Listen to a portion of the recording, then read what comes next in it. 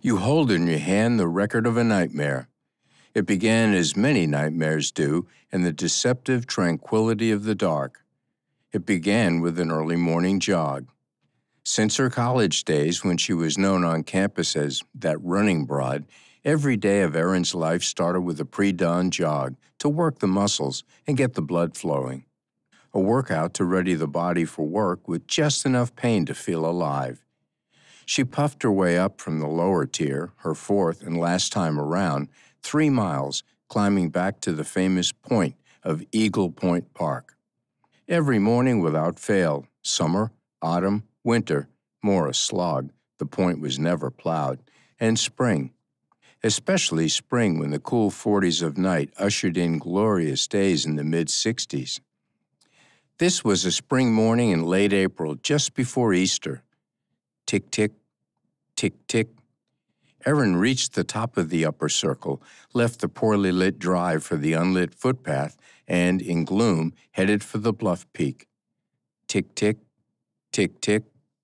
She halved the distance and was passing the Julian Duncan Memorial, a 25-foot-high tower crowned with cornices like a medieval castle, burial site of the city's founder. Tick-tick, tick-tick, tick, tick, tick. When the dark thing jumped, out and up, Erin darted left, lost her balance, landed on her backside on the wet grass. Gasping from the run or the fright, she wasn't sure, she brought her hands up in defense. But from what? Whatever it was, a big bird or a bat, she didn't know, burst from the top of the tower, flapping like a billowing canvas with a high-pitched ticking sound, eerily musical like birdsong from hell. Did they have birds in hell? Erin wondered. It didn't matter. The sound had gone.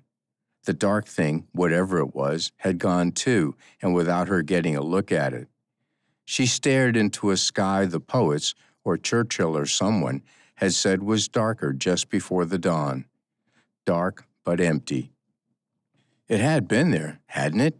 Something had leaped out, well, up at least, from the top of the tower. Maybe a kite lodged in the stone parapet had come loose and flapped away, but it hadn't flapped or flitted like an aimless moth. It had launched itself like an owl from the barn rafters, taken to the air with speed and force, with size and the sound of powerful wings and an awful ticking noise. It frightened her out of a year's growth, and Erin wasn't easily frightened. But where was it? She stared, searching the skies overhead, but there was nothing. She laughed nervously, then spoke aloud. Enough. Erin forced her thoughts back to the here and now. She caught her breath, rose to her runners, and dusted her rear. She groaned and pulled a face. Her sweats were soaked and stuck to her tush. It had rained the night before, and would probably rain again that night, but she'd gone for a run, not a sit and not a soak.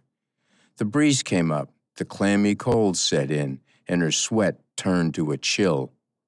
On a normal morning, she'd have reached the point and would be cooling down, gauging her pulse and respirations. Thanks to darting shadows, there was little point in checking them now. Still, she had her other tradition, and even flying phantoms couldn't stop it. She followed the path to the peak, leaned on the retaining fence, and took in the view. For Erin, her breathing evening out, it was the one great moment of the day when the city of Duncan and all the river valley below came awake. The night sky had begun its change to deep blue with pink, crowning the Mississippi River to the north. Across the river, southwestern Wisconsin remained in country dark, and East Duncan, Illinois, was aglitter with pinpoints of light. Barges slept in line from the lock and dam below, past the island, the bridge, and the port district to the south. A first glance made Duncan look shabby with its rusting barges and dusty industrial plants hugging the river north of the port. But a look beyond to the glitz of the Greyhound racetrack, the convention center, water park, and river museum, or, on this side of the port, and into the city to the 19th century charm of carriage rides. bed and breakfast houses, and the quaint beauty, if not the historical importance, of the river town showed so much more.